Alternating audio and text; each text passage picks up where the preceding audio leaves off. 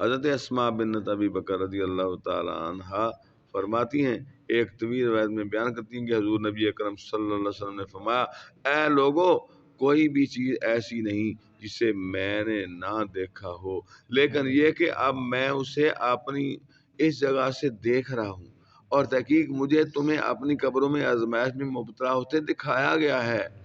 تم میں سے ہر کسی سے سوال کیا جائے گا، تو دنیا میں اس ہستی یعنی حضور نبی اکرم صلی اللہ علیہ وسلم کے تو دنیا میں اس ہستی یعنی حضور پاک صلی اللہ علیہ وسلم کے بارے میں کیا کہا کرتا تھا، اور تو دنیا میں کس کی بات کیا کرتا تھا؟ پھر اگر اس نے کہا کہ میں نہیں جانتا،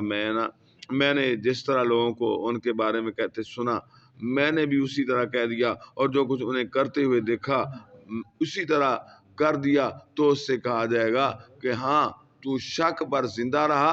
اور اسی پر مرا، بس اب یہ رہا تیرا آگ کا ٹھکانہ۔ اور اگر اس نے کہا کہ میں گواہی دیتا ہوں کہ اللہ تعالیٰ کی سوا کوئی عبادت کے لائق نہیں اور محمد صلی اللہ علیہ وسلم اللہ تعالیٰ کے رسول ہیں، تو اس سے کہا جائے گا کہ تو یقین پر زندہ رہا اور اسی پر مرا، لہذا تیرا ٹھکانہ یہ جنت ہے۔